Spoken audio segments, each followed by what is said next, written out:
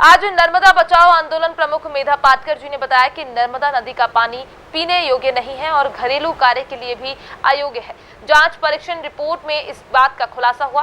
मुंबई की कल्पिन वाटरटेक नाम की एक लैब में ये टेस्टिंग कराई गई। मेधा पाटकर ने बताया कि नर्मदा का शुद्धिकरण करोड़ों के फंड से नहीं, सीवेज ट्रीटमेंट प्लांट और औद्योगिक अवशिष्ट रोकने से होगा, खेती में जैविकता लाने से ही होगा। नर्मदा नदी के इस पानी का स्वाद, रंग बदला है, मैलापन बढ़ा। ये बात तो पश्चिम निमाड़ के बड़वानी, धार जैसे जिले के लोग समझ चुके हैं, लेकिन इसका वैज्ञानिक परीक्षण मुंबई की कल्पिन वाटरटेक नाम की एक प्रयोगशाला से करवाने पर गंभीर हकीकत सामने आई है। IS 10,500 के अंतर्राष्ट्रीय निष्कर्षों के तहत जांच करवाई, तब ये निष्कर्ष निकलकर सामने आया कि ये पानी पीने लायक नहीं है। बड़वानी के सीवेज ट्रीटमेंट प्लांट के लिए 105 करोड़ रुपए मिलने के बाद भी नगरपालिका की मांग जारी है। नर्मदा को शुद्ध करने के लिए इजराइल की तहल कंपनी को ठेका दिया गया, जिसने 5 वर्षों में मात्र 40% काम किया। अधूरे कार्य से पूरा खतरा जारी है। हर दिन नर्मदा में एक नगर क्षेत्र से गंदा पानी नर्मदा में बहने के कारण प्रदूषण नियंत्रण मंडल की रिपोर्ट पहले ही जाहिर हो चुकी है। अवशिष्टों से, मलमूत्र से, खेती की अजैविकता से हो रहे प्रदूषण को रोकने की पहल करोड़ों का धन पाकर भी राज्य शासन और प्रदूषण नियंत्रण मंडल से क्यों नहीं हो रही, ये सोचने की बात है। नर्मदा के पानी की आज के हालात 2 प्रकार से बहुत ही गंभीर है। एक तो नर्मदा का पानी का स्रोत ही सूखते जा रहे हैं। इसका एक मुख्य कारण है अवैध रेत खनन और दूसरा है बड़े बांधों का नियमन।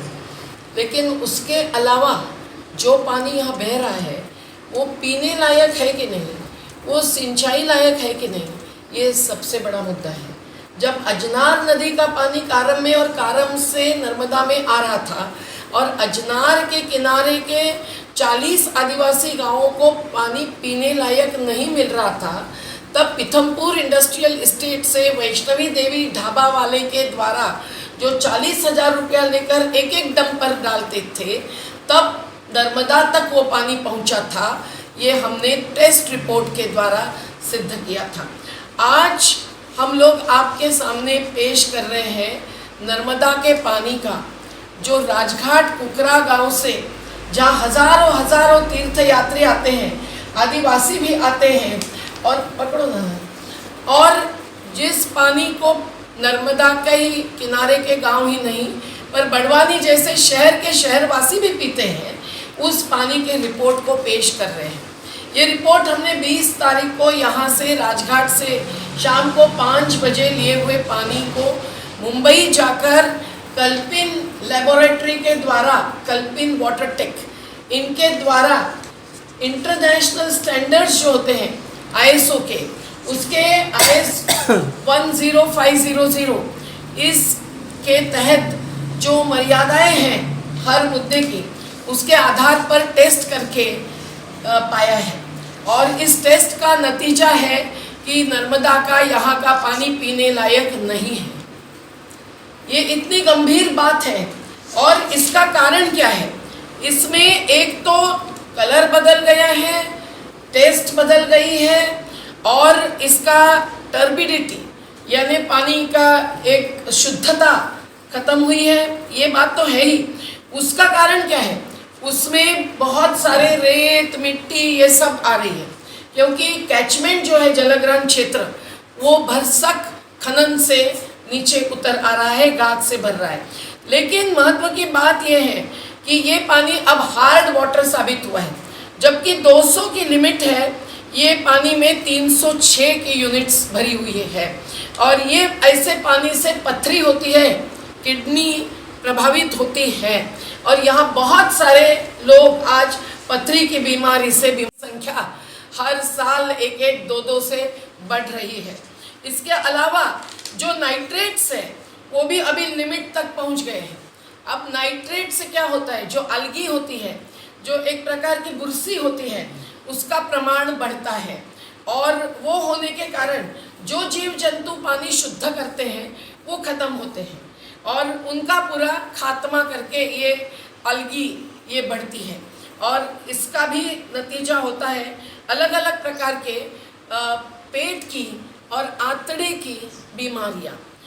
इतना ही नहीं, सबसे गंभीर बात है अमोनिया का भी अब लिमिट आ चुका है, एक बात। और सबसे गंभीर बात है इसमें जो बैक्टीरिया है, जो जीवाणु बढ़े हैं वो उसमें मिले हैं, और कोलीफॉर्म बैक्टीरिया भी मिले हैं और ई कोली बैक्टीरिया भी मिले हैं।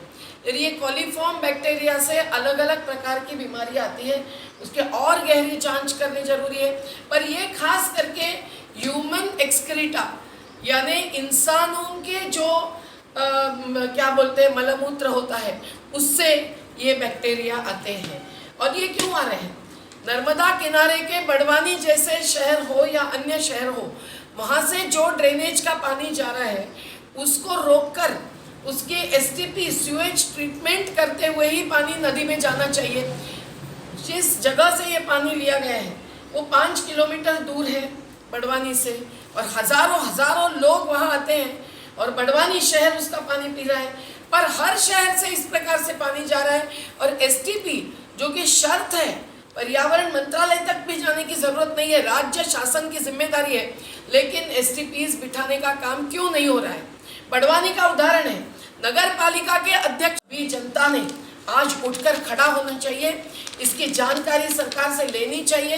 ये करोड़ों रुपए कहाँ गए, इसके साथ साथ पानी के हर जगह के टेस्ट करवाना ये ज़रूरी है। पर आज अगर ये पानी पीने लायक नहीं है तो नर्मदा को पूज्य और मातेश्वरी मानने वालों को कितना धक्का बैठा है। ये क्या कारण रहा है ये अशुद्ध पानी होने का? यही है कि शहर का जो ड्रेनेज का पानी है, जो मलमूत्र का भी पानी है, वो सभी नर्मदा में जा रहा है।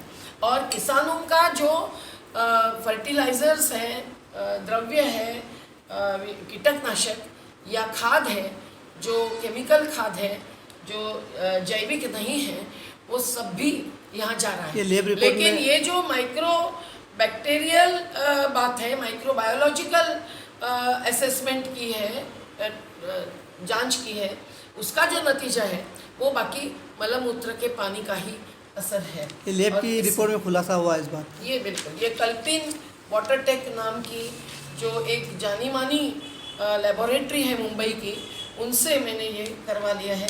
कमला दीदी के अर्जी पर ये हो गया है।